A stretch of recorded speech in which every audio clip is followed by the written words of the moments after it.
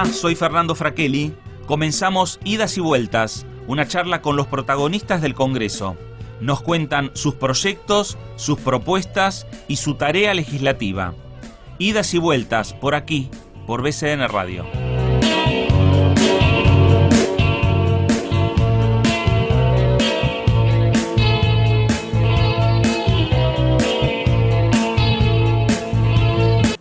¿Cómo le va? Una nueva propuesta, un nuevo programa, una nueva experiencia que vamos a conocer en la jornada de hoy, analizando y hablando con, en este caso, con las protagonistas del Congreso, porque vamos a hablar con la diputada Carla Carrizo, diputada de Bloque Evolución en la Cámara Baja, y vamos a hablar un poco de los proyectos y vamos a hablar de cómo se transita, cómo se camina también la Ciudad de Buenos Aires. Carla es diputada por la Ciudad de Buenos Aires, y de esto vamos a estar hablando durante todo el programa, durante Idas y Vueltas de la jornada de hoy por aquí, por BCN Radio, la radio de la Biblioteca del Congreso Nacional.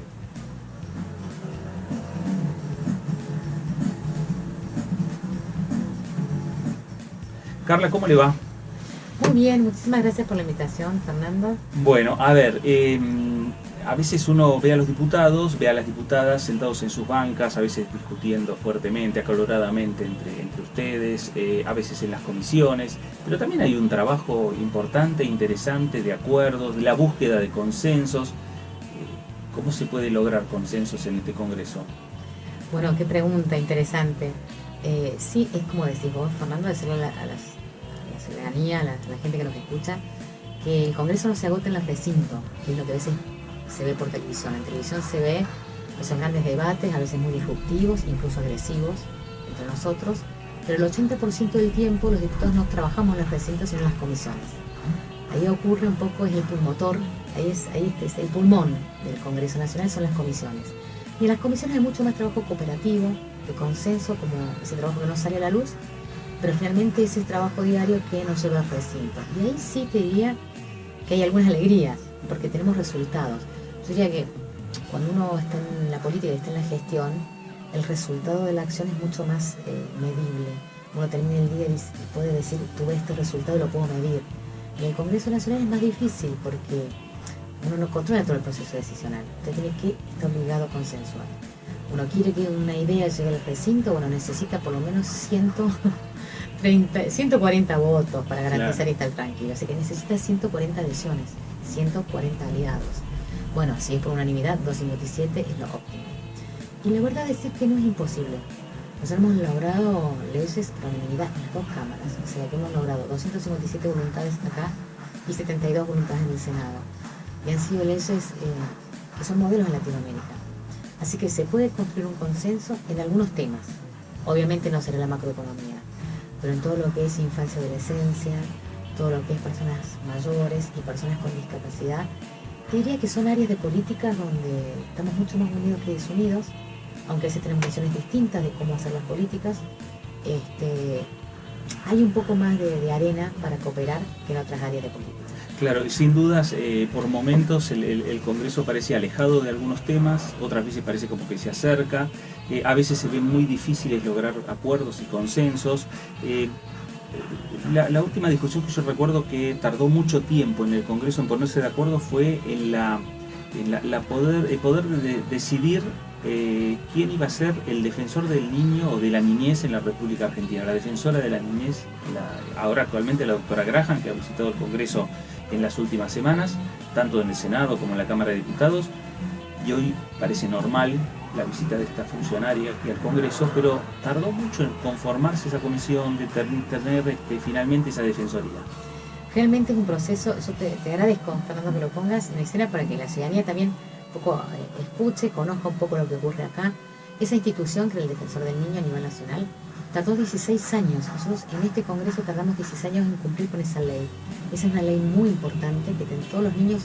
Nosotros en el Congreso, acá en Diputados, sacamos un programa que se llama Mis Derechos en el Bolsillo, con la Constitución Mini, y la ley 26061, que se sancionó en 2006, que es para proteger todo lo que es los derechos básicos de la infancia. No la conocen en las escuelas. Entonces hicimos ese programa, Mis Derechos en el Bolsillo, para que los chicos lo usaran en el bolsillo del guardapolvo. Y ahí empezó la movida de cómo es que a 16 años no teníamos el defensor del niño, la niña, el adolescente, que prevía la ley. Y la verdad que tengo que decir que hicimos un trabajo en 2018, 2019, excelente acá en el Congreso. Empezó en 2017. Agradecerle a las autoridades de ese momento de la Cámara, que era Emilio Monzó, también del Senado, porque por primera vez en la historia del Congreso Nacional, y te diría de la Argentina, no sé si ocurrió algo así en las provincias, hicimos rendir cuentas, hicimos rendir un concurso, sentar en el recinto a todos los que querían cuidar niños. Vos querías cuidar a un niño, tenías que rendir un examen y demostrar que tenías idoneidad para hacerlo. Y sentamos 64 aspirantes en el recinto, hicimos un concurso casi internacional auditado por la CONEAU y salieron electos 14 postulantes. O sea que en general rompimos una regla.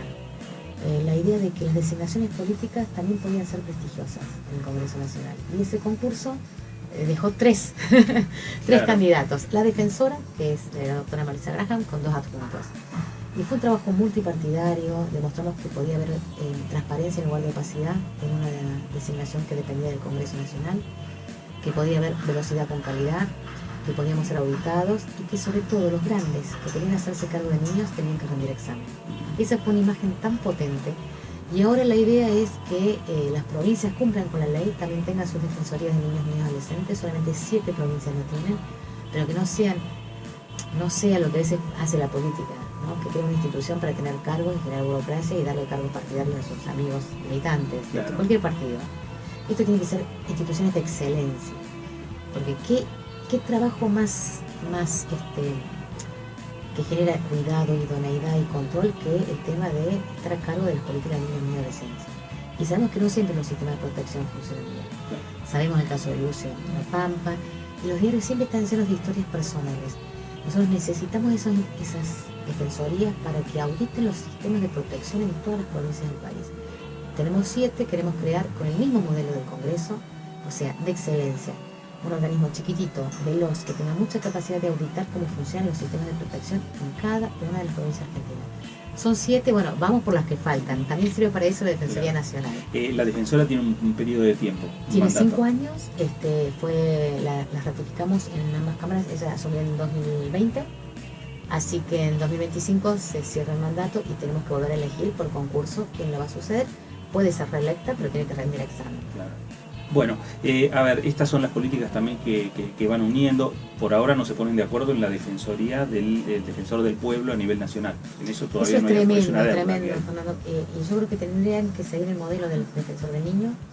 La ley esa no se va a poder cumplir nunca porque el modo de elección del defensor del pueblo a nivel nacional requiere un sistema de mayorías y tan barroco, tan complicado el proceso político, que es un sistema de vetos. O sea, la ley está hecha para que nunca se tenga un defensor del pueblo. Y eso está mal, porque los defensores del pueblo y los defensores del niño están para controlar los oficialismos. A ningún oficialismo le gusta ser controlado, entonces, por las dudas, nadie lo designa. Y no está bien, porque la verdad que si nosotros viviéramos en un país donde el bienestar es la regla y no la pobreza, entonces no necesitaríamos ningún defensor del pueblo, porque significaría que el Estado, las gestiones funcionen, y no es así.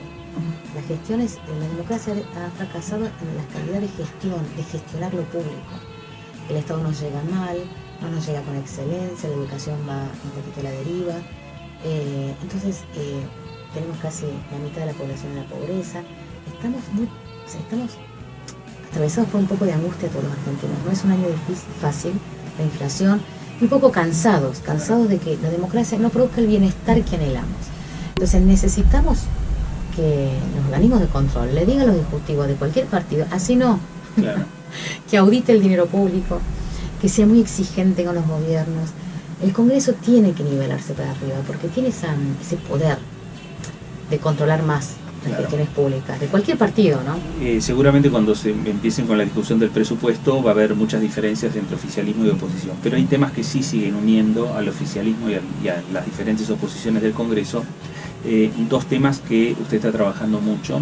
Uno tiene que ver con la situación de trata, ¿no? Una nueva ley, una modificación. Eso quería consultarle cómo está ese tema. Han hecho jornadas en los últimos días. Y el otro tema tiene que ver con la discapacidad. Perfecto. Vamos por lo primero. Sí. La verdad que ayer hicimos una jornada excelente.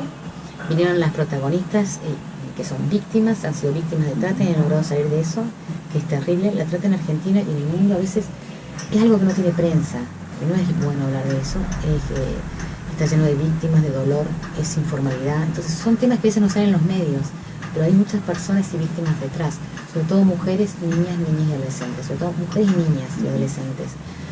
¿Por qué importa hablar de trata? Es el tercer negocio internacional después del narcotráfico y todo lo que es la ilegalidad de los bienes de consumo. Mueve muchísimo dinero y en Argentina no es la excepción.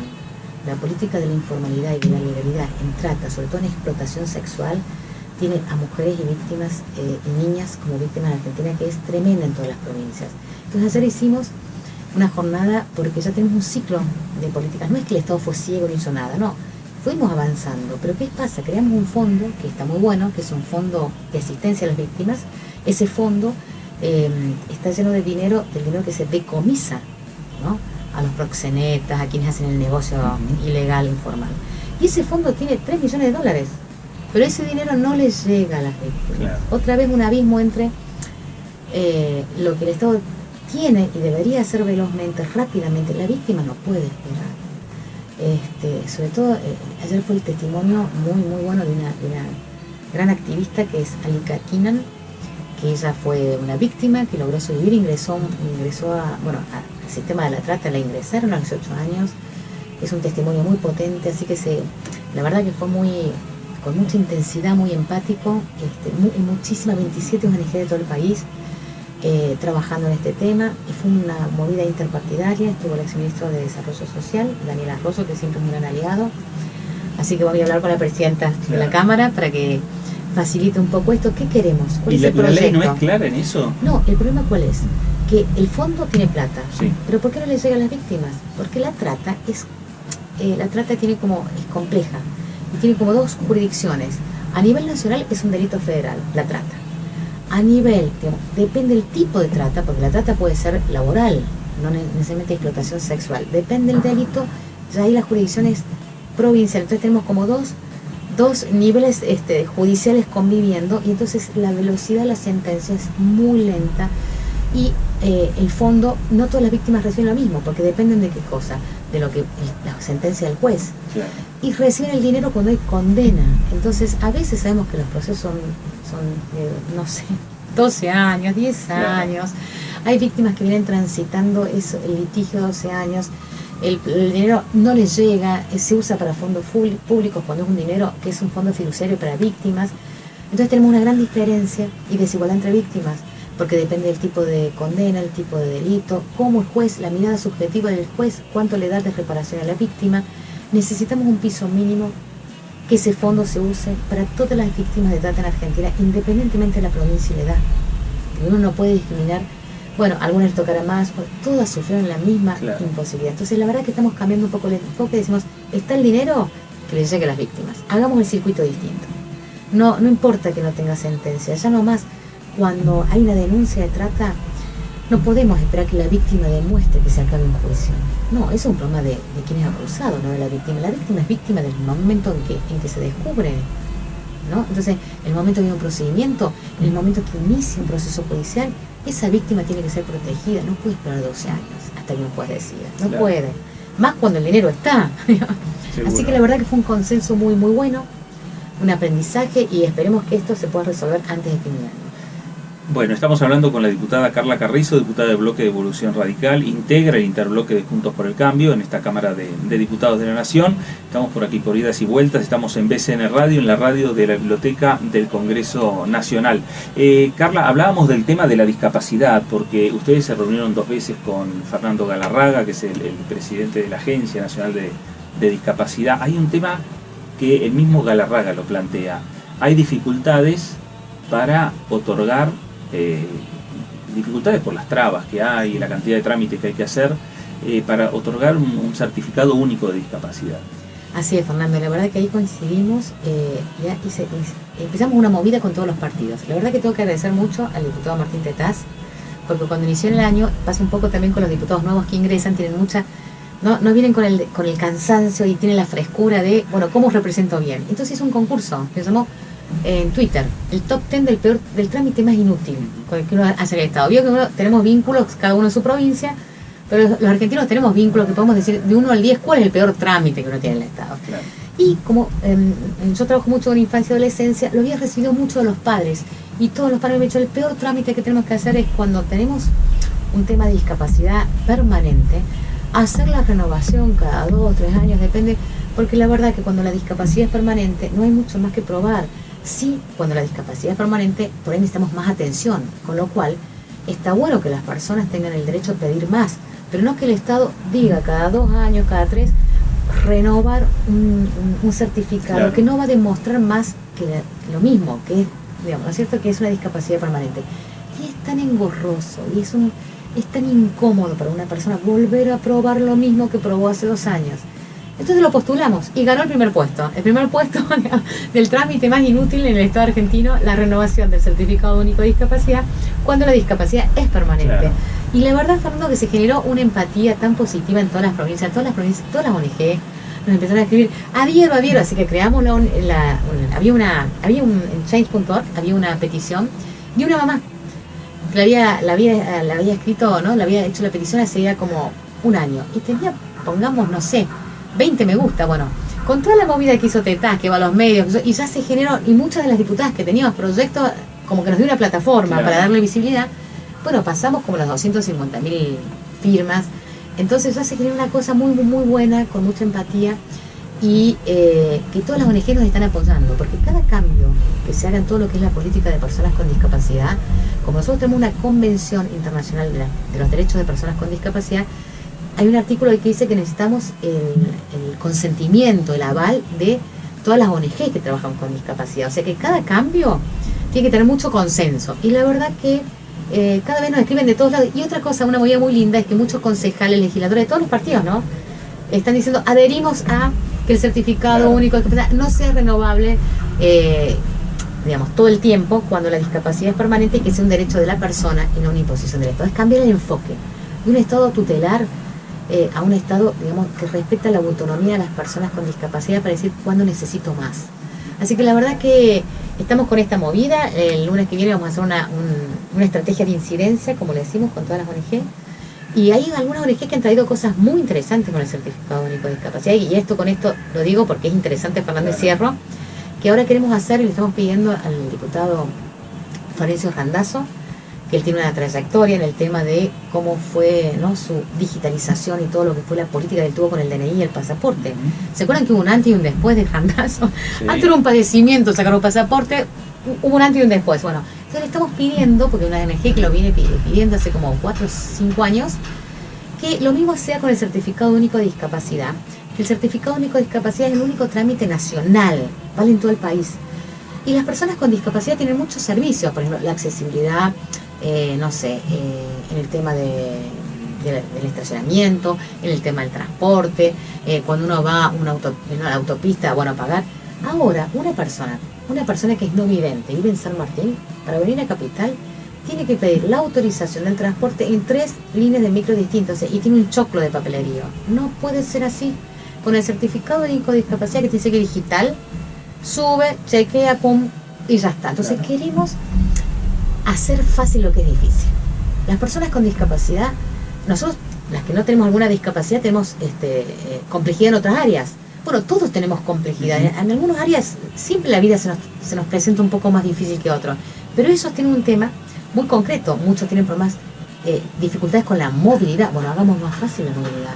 Unos tienen, digamos, personas que son no videntes tienen más dificultades, por ejemplo, con el tema de todo lo que es el papelerío. Hagamos más fácil, pero el certificado único de discapacidad digital, para que sea accesible en todas las provincias del país, con lo que la ley le garantiza a las personas con discapacidad, es un alivio, ¿no? ¿Sabes lo que es ingresar, poner, como si fuera una sube? Bueno, y no estar pidiendo permiso en cada uno de las, ¿no? Obviamente, cuando uno tiene que transitar de autopista a autopista, tiene que transitar y pedir autorización en cada uno. Claro. No va ¿Y en más. el mundo cómo es en el mundo? Es así, es mucho más fácil. Más simple. Bueno, justamente la mamá que pidió la petición, que la vamos a tener ahora estaba en España, la vamos a tener por Zoom. Yo le pregunté, pero ¿qué haces ahí? Bueno, dice, yo tengo 3 hijas, ya están muy grandes, están divinas, casadas, todas, muchos argentinos están en España, se fueron allá. Y estoy con mi hijo, que por eso la pedí, y es otro entorno para mi hijo vivir acá. Es más fácil. La vida en los países desarrollados es más fácil para las personas que tienen una vida difícil. Tenemos que ir hacia ese lugar. Entonces, nos encantaba tenerla el lunes para que cuente esa historia, que refleja la historia de muchos padres. Entonces, las personas con discapacidad tienen que tener un vínculo de empatía y de acompañamiento con el Estado. No puede ser que el Estado sea un vínculo de temor, porque piensan que tienen que hacer un trámite y es un dramón. Claro. O sea, tiene que ser un vínculo de me ayuda. El Estado tiene que ser un aliado positivo. No siempre se vive así para las personas que tienen discapacidad en Argentina. Y además estas jornadas y todo este trabajo que están haciendo y que está haciendo usted particularmente con las ONG también, me parece que va a ser un buen anticipo a la hora de que llegue el nuevo proyecto de ley de discapacidad. Total, ¿no? Eso lo están trabajando Andis, que es toda la Agencia Nacional de Discapacidad, y la verdad que tenemos muy buen vínculo. Lo único que le dijimos todos los diputados de todos los partidos, porque al principio vino, el director dijo, bueno, este cambio va a venir cuando se trate no, hagamos la renovación integral de la ley. Dijimos, no vamos a esperar más nada. Claro. Nuestra estrategia en esta área, y con los niños también tenemos, es hacer mucho con poco. ¿Qué es poco? Cambios muy concretos y alto impacto. Si esperamos hacer las grandes reformas de las leyes integrales, no, los niños no pueden esperar, las personas con discapacidad no pueden esperar. ¿Qué no pueden esperar? Pequeños cambios que hacen la vida más fácil. Entonces, le dijimos, no, de ningún modo vamos a esperar a la ley integral para cambiar el certificado único de discapacidad, hacerlo no renovable para estos casos. Así que bueno, medio que le ganamos la batalla y dijo, perfecto, vamos con eso y obviamente después vamos con la reforma integral. Claro. Porque hay cosas que no hace falta grandes debates, porque son aprendizaje, cómo la ciudadanía usa el Estado. Ellos saben más de cómo se usan las políticas públicas que nosotros. Entonces, si están diciendo el certificado único de discapacidad, cuando uno tiene una discapacidad permanente, no lo hagan renovable cada 2 años, porque es un tedio, es un deslate de tiempo. Para muchos es volver a pedir el mismo turno que hace 2 años, el neurólogo cambio de lugar, depende, o sea, es dificultoso. Entonces, está todo el mundo contento, digamos. Cuando el Estado es sensato y exige lo que hay que exigir, pero no le da más cargas adicionales que son absolutamente sin sentido y que complican la vida, la gente, o sea, la energía fluye. Claro. Así que nosotros queremos esa agenda en el Congreso, poco con alto impacto. La agenda nos va a llevar a la agenda política, ¿no? Nos va a llevar a meternos en la campaña electoral. Uy, qué tema. ¿No? Y usted ya recorrió varias veces la ciudad de Buenos Aires en diferentes elecciones, acompañando a Martín Lustó, el referente principal que tiene Evolución Radical en la ciudad de Buenos Aires. Martín Lustó, que quiere ser jefe de gobierno de la ciudad. ¿Cómo avisora esa nueva campaña que se viene? Bueno, creo que es una campaña que nosotros no estamos en un buen momento en la Argentina, y creo que es una gran oportunidad para que la política mire de otro modo la ciudadanía y también dé ejemplos. El ejemplo son campañas distintas a las que tuvimos. Las campañas tan costosas que tuvimos no van más.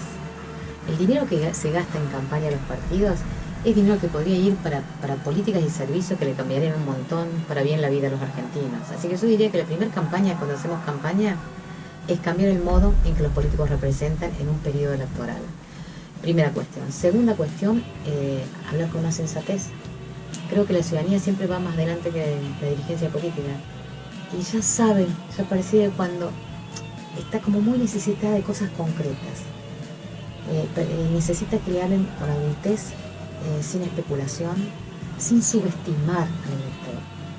Hoy la gente necesita cosas concretas. Y a veces los políticos, yo siempre digo, bueno, siempre las consultoras dicen, Twitter es muy endogámico, solo el 6%, es como los políticos se hablan a sí mismos, hay que romper esa barrera.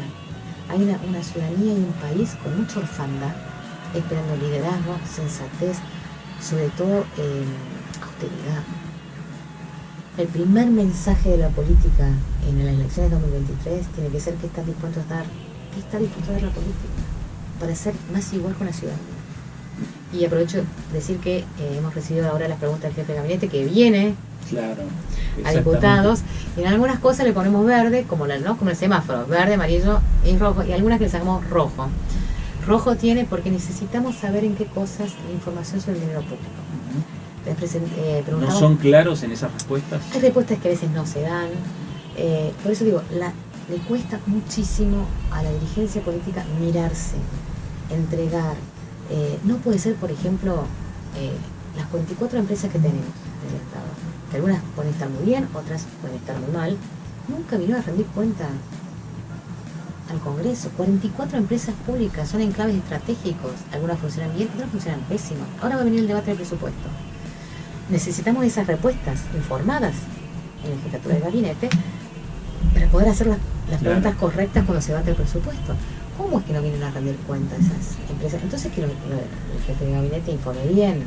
Entonces, hay veces necesitamos entender que el dinero que nosotros las instituciones se transitan, uno no se apropia de lo que no es de uno. No son nuestras las instituciones públicas. Ese cambio de enfoque, Fernando, tiene que darse a la gente. Carla, usted plantea que hay que discutir de otra manera el presupuesto. Sí, totalmente. ¿De qué manera? Bueno, como lo hacen los países que funcionan bien. Primero, y esto vale para todos los gobiernos, basta de presupuesto express. Acá en Argentina son 3 semanas. Y en realidad se presenta, ahora lo presentan el 15 de septiembre, por lo menos se ve octubre, noviembre, pongámosle 3 meses, 2 meses y medio. En los países de la OCDE, las medias, donde los países funcionan bien, donde son democracias que tienen calidad institucional y bienestar, 6 piso mínimo. ¿Qué pasa en esos 6 meses? Toda la administración pública viene y rinde cuenta. Acá cambian los gobiernos, en el gobierno anterior y en este gobierno, menos del 22% del total de los ministros vino a rendir cuenta. El ministro de Hacienda, no sé, la FIP, o sea, en la parte de economía. Pero ¿qué pasa? Yo quiero que venga el ministro de Educación. En todo el mundo va el 100% de los responsables de la política. ¿Por qué? Porque algunos pueden necesitar más y otros menos. Algunos el Congreso tiene que premiar y otros castigar.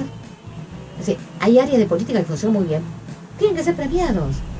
Y hay áreas de política que funcionan mal. Bueno, miren, vamos a resignar porque usted no merece, ni su equipo merece la plata. Claro. No lo sabemos. Pasan los años, pasan los gobiernos y aquí, desde la historia de la democracia de estos 40 años, nunca ha habido más del 22% del total de ministerios. Los organismos de control, nosotros mantenemos la Auditoría General de la Nación, control del dinero público, venga a rendir cuenta, ¿quieren más? Bueno, penalizamos, premiamos, castigamos, no lo sabemos, las empresas públicas. Entonces, ¿cómo se debate el presupuesto en otros países del mundo? Es la ley de leyes. Todos a rendir cuenta al Congreso. ¿Quieren más? Bueno, ya empezamos. Y por área de política. Política social, infancia, adolescencia, personas con discapacidad, todo. Y las comisiones que tienen especializadas en eso, premian, castigan, pero vienen a rendir cuenta. No ocurre eso en Argentina. Entonces, por eso, la gente no se equivoca cuando percibe que nosotros no cuidamos el dinero público.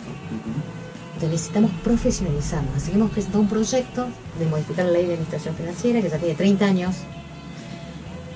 Es darle más poder al Congreso. Miren, yo digo, se creó la oficina de presupuesto del Congreso hace poquito, tiene 8 profesionales, 8, mucho menos que un montón de comisiones, mucho menos que un montón de áreas. Lo bien que le han hecho el Congreso. Ahora nosotros debatimos de otro modo, nos informan, la oficina de presupuesto del Congreso tiene prestigio. Entonces necesitamos que ese punto de partida que se inició hace 6 años se dé en el resto del proceso presupuestario. Que el Congreso, digamos, nosotros hoy contamos y podemos pedir a la oficina de presupuesto, ¿qué pasa con esto? ¿Qué pasa con esto? Nos anticipa, nos permite un debate más mano a mano con el Ejecutivo. Ahora, necesitamos que el Ejecutivo informe con todo. No así que estamos proponiendo transparencia, representación, responsabilidad pública, que vengan todas las agencias a dar cuenta, que no sea express, que los 3 meses de debate se cumpla y que la Comisión de Presupuesto y Hacienda empiece a funcionar en tiempo y forma y por área de política. Entonces, recibe el 15, bueno, el 20 empieza a tratarlo por área de política con las comisiones de partido, digamos, que tengan vínculo con eso. Entonces, llegamos estudiados, un poquito sabiendo, premiando y castigando. Hoy se va muy a la política y de repente ocurre lo que ocurrió el año pasado, el voto en contra. Que fue un desastre, pero en general pasa eso, es rápido, es express. Finalmente terminamos negociando, ¿qué cosa, Fernando? La puja distributiva de los gobernadores por obra pública. Y las políticas públicas nacionales quedan esperando detrás. Y digamos, la obra pública está muy bien, pero no son políticas universales. Las políticas universales que atraviesan todo Argentina, independientemente de la provincia que vivan, es salud, educación. Esas son las políticas que tienen que estar impecables. No las auditamos, no vienen a rendir cuenta. Yo cuando hablamos de educación quiero que se sienten acá los 24 responsables del distrito que gestionan educación. Porque la plata se la damos nosotros. Claro. No importa, no quiero en el Consejo de Federal de Educación, quiero que estén acá explicando. Eso no se da, en todos los congresos no se da. La buena noticia es que hay como un consenso de todos los bloques de empezar a cambiar. Eso jerarquiza la Cámara de Diputados, podemos hacerlo. Es un modo de posicionarnos mano a mano con el Ejecutivo, de jerarquizar nuestra tarea. Así que bueno, tal vez teníamos como un sí condicional, claro, el año pasado. Ahora tal vez podamos tener un sí completo. Bueno, y hay que ir construyendo esas mayorías, ¿no? Para poder cambiar esta dinámica de debatir, de cómo debatir el presupuesto. Exacto. Así que bueno, vamos a... ¿Al primero convencer es al ministro de Economía o no? No, el primero a convencer es al partido de gobierno. Ahora el ministro de Economía nos podría dar una mano, que fue el ex... Claro, porque teníamos un sí de él, teníamos un sí el año pasado cuando fue como una novela, que íbamos todos a aprobar y después nos quedamos sin presupuesto por una cuestión política. ¿Fue un error? No puede ser. Yo creo que fue, cuando hay un factor sorpresa de ese tipo, es porque hay una acción política. Primero, porque ese presupuesto, un país tiene que tener un presupuesto. Y si un país no tiene un presupuesto, quiere decir que fracasó la dirigencia política. El que gobierna en primer lugar, que tiene que liderar ese proceso presupuestario, es no crear el ámbito de discusión. Miren, de todo lo que pasó el fin de semana, ayer pude revisar los diarios, o el domingo. Los domingos puedo revisar los diarios semanales, porque yo no vivo pendiente de la pecera de los diarios. Pero vi algo que dijo Martín Lustó, o que los diarios levantaron, y dijo, bueno, si el gobierno necesita o quería hablar, tiene que llamar a una mesa de discusión, más que la mesa. Falta un diálogo profundo y serio entre dirigencia política para tratar el presupuesto, los grandes temas del país. Necesitamos modificar prácticas. Si Lustó llega a ser jefe de gobierno, coméntele cómo se tiene que debatir un presupuesto y cómo convocar, obviamente, a la mesa de diálogo con los distintos sectores. Sí, obvio, yo creo que sí. Creo que en ese sentido, Evolución, que somos un poquito radicalismo rebelde, pero que tenemos continuidad, siempre tenemos cierta coherencia. Es un grupo que ha defendido siempre instituciones. Ejemplo, Pasos. Nosotros defendimos siempre las Pasos, aun cuando Juntos por el Cambio no las defendía, ahora las defiende, antes no. Nosotros las defendimos desde que nacimos, 2013, 2017, 2019, 2021. Creemos que va a seguir a la política, estamos muy en desacuerdo con las provincias que usan las PASO como atajo. No me gustan los cambios, no, es un derecho de la ciudadanía. Miren, las PASO es lo más democrático que hay, y la verdad que las probó el kirchnerismo, pero está bien. Néstor Kirchner fue un proyecto en 2009. Lo que está bien, y lo que está bueno, y lo que empodera a las personas, hay que mantenerlo, no importa quién gobierna, nosotros lo defendemos. Y así como otras cuestiones. Así que, bueno, ojalá se nos dé, y que podamos demostrar un poco cómo vivimos lo público de Evolución Radical en la Ciudad de Buenos Aires. Carla, gracias por visitarnos, por darnos todos estos minutos y contarnos en qué está trabajando. No, a ustedes por estos espacios que permiten proyectar el trabajo que hacemos los diputados. Carla Carrizo, por aquí, por Idas y Vueltas, por BCN Radio, la radio de la Biblioteca del Congreso Nacional. Le ponemos punto final al programa de hoy, nos reencontramos próximamente. Gracias. Programa producido por la Subdirección de Prensa y Difusión de la Biblioteca del Congreso de la Nación.